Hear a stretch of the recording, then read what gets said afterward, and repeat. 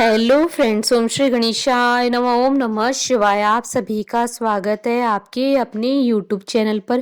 Friends, आज हम आपको इस वीडियो में बताने जा रहे हैं साल 2022 की माघ मास की मासिक शिवरात्रि का शुभ मुहूर्त, निशिता काल पूजन का समय, व्रत कथा, पूजा विधि और महत्व और उपायों के बारे में। फ्रेंड्स, वीडियो शुरू करने से पहले आपसे रिक्वेस्ट है, अगर आप हमारे चैनल पर नए हैं और आपने अभी तक चैनल को सब्सक्राइब नहीं किया है तो प्लीज़ सब्सक्राइब कीजिएगा चैनल को, साथ ही प्रेस कीजिएगा बेल आइकन को, जिससे नए वीडियो से रिलेटेड नोटिफिकेशन आपको तुरंत प्राप्त हो सके।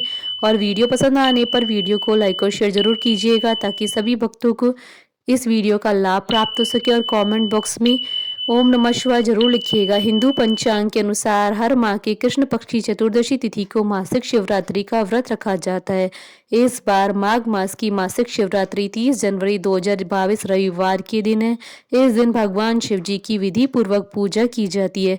शिवरात्रि की पूजा के लिए सुबह से ही भक्तों का तांता शिव मंदिरों में लग जाता है। हालांकि शिवरात्रि की पूजा का मुहूर्त रात्रि पहर में होता है। इस बार माघ मास के कृष्ण पक्ष का प्रदोष व्रत और मासिक शिवरात्रि एक ही दिन है। दोनों ही व्रत भगवान शिव जी से संबंधित है। मासिक शिवरात्रि को भगवान भोलेनाथ को प्रसन्न करके आप अपनी हर मनोकामना को पूरा कर सकते हैं। फ्रेंड्स, अब आइए जानते हैं मासिक शिवरात्रि के शुभ मुहूर्त के बारे में। हिंदू पंचांग के अनुसार इस बार मासिक शिवरात्रि 30 जनवरी 2022 रविवार के दिन है। माघ कृष्ण चतुर्दशी तिथि प्रारंभ होगी 30 जनवरी 2022 को शाम 5:28 पर और माघ कृष्ण चतुर्दशी तिथि का समापन होगा 31 जनवरी 2022 को दोपहर 2:18 पर। निशिता काल पूजन का समय रहेगा रात्रि 12:14 से रात्रि 1:06 तक। कुल अवधि 52 मिनट है। फ्रेंड्स, अब आइए जानते हैं मासिक शिवरात्रि की पूजन विधि के बारे में। इस दिन सुबह उठकर स्नान करने के बाद भगवान शिव जी की पूजा और व्रत का संकल्प ले भोलेनाथ के आगे दीपक जलाएं। घर में या मंदिर में जाकर शिवलिंग पर दूध, गंगा जल, बेल पत्र, धतूरा आदि अर्पित करें। इसके बाद शिव मंत्रों का 108 बार जाप करें। फिर शिव चालीसा का पाठ करें।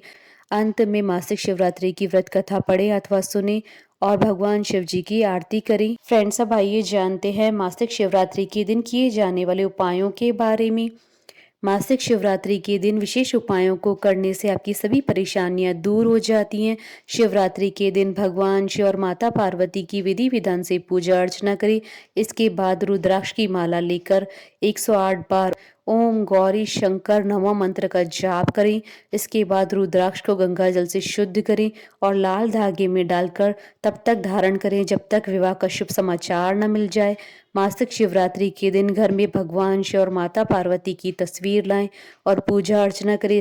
अगर कोई व्यक्ति लंबे समय से बीमार चल रहा है तो 108 बार महामृत्युंजय मंत्रों का जाप करना चाहिए। इस उपाय को मासिक शिवरात्रि के दिन करने से सेहत में सुधार होने लगता है। मासिक शिवरात्रि के दिन भगवान शिव जी को सफेद चीजें अर्पित करनी चाहिए। मान्यता है कि इन चीजों को अर्पित करने से धन लाभ के अवसर मिलते हैं। अगर आपके विवाह में किसी भी तरह की कोई परेशानी है तो शिवलिंग के सामने बैठकर ओम श्रीम वर प्रदाय श्रीम नमः मंत्रों का जाप करें। इसके साथ ही समय समय पर भगवान शिव जी को 5 नारियल अर्पित करें। इस उपाय को करने से विवाह से जुड़ी परेशानियां दूर हो जाती हैं। मासिक शिवरात्रि के दिन 21 बेलपत्रों पर चंदन से ओम नमः शिवाय लिखकर भगवान भोलेनाथ को अर्पित करें। ऐसा करने से आपकी सभी परेशानियां दूर हो जाएंगी। फ्रेंड्स, अब आइए आरंभ करें मासिक शिवरात्रि की व्रत कथा।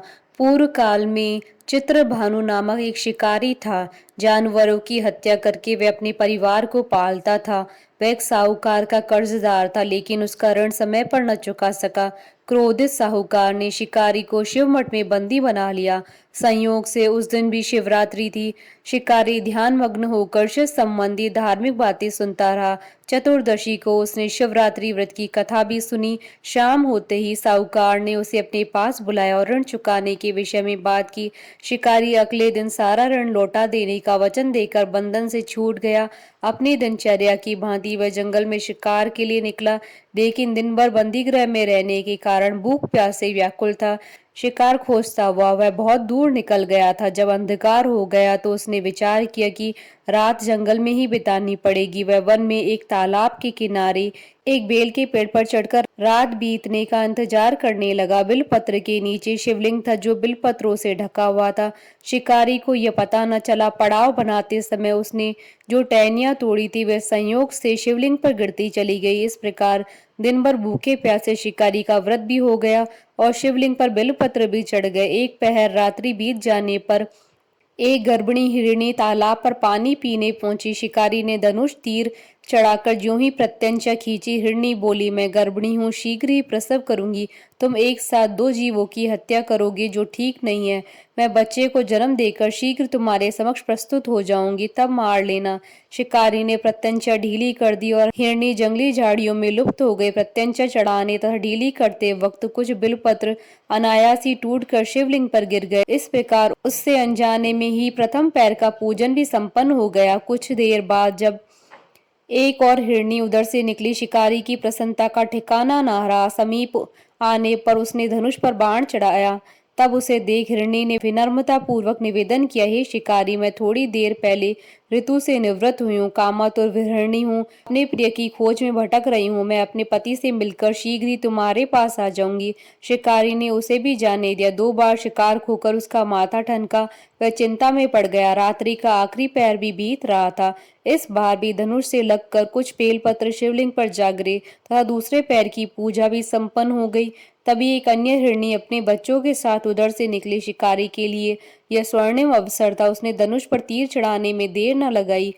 वह तीर छोड़ने ही वाला था कि हिरणी बोली, हे शिकारी, मैं इन बच्चों को इनके पिता के हवाले करके लौट आऊंगी। इस समय मुझे मत मारो। शिकारी हंसा और बोला, सामने आए शिकार को छोड़ दूं? मैं ऐसा मूर्ख नहीं हूं। इससे पहले मैं 2 बार अपना शिकार खो चुका हूं। मेरे बच्चे भूख प्यास से व्यग्र हो रहे हैं। उत्तर में हिरणी ने फिर कहा, जैसे तुम्हें अपने बच्चों की ममता सता रही है, ठीक वैसे मुझे भी है।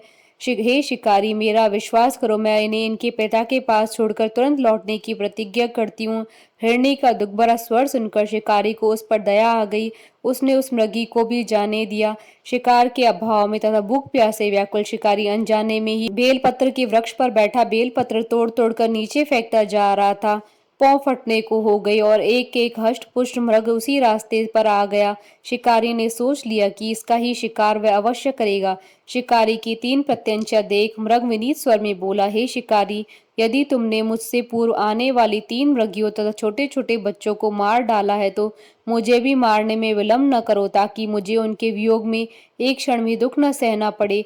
मैं उन हिरनियों का पति हूँ। यदि तुमने उन्हें जीवन दान दिया है तो मुझे भी कुछ क्षण का जीवन देने की कृपा करो। मैं उनसे मिलकर तुम्हारे समक्ष उपस्थित हो जाऊंगा। मृग की बात सुनते ही शिकारी के सामने पूरी रात का घटनाक्रम घूम गया। उसने सारी कथा मृग को सुना दी। तब मृग ने कहा, मेरी तीनों पत्नियां जिस प्रकार प्रतिज्ञाबद्ध होकर गई हैं, मेरी मृत्यु से अपने धर्म का पालन नहीं कर पाएंगी। अतः जैसे तुमने उन्हें विश्वास पात्र मानकर छोड़ा, वैसे ही मुझे भी जाने दो। मैं उन सबके साथ तुम्हारे सामने शीघ्र उपस्थित होता हूँ। शिकारी ने उसे जाने दिया। इस प्रकार सुबह हो गई। उपवास, रात्रि जागरण तथा शिवलिंग पर बेलपत्र चढ़ाने से अनजाने में ही शिवरात्रि की पूजा पूर्ण हो गई। पर अनजाने में ही की हुई पूजन का परिणाम उसे तत्काल मिला। शिकारी का हिंसक हृदय निर्मल हो गया। उसमें भगवत शक्ति का वास हो गया। थोड़ी देर बाद वह मृग सपरिवार शिकारी के समक्ष उपस्थित हो गया ताकि वह उनका शिकार कर सके, किंतु जंगली पशुओं की ऐसी सत्यता और सात्विकता और सामूहिक प्रेम भावना देखकर शिकारी को बड़ी ग्लानि हुई।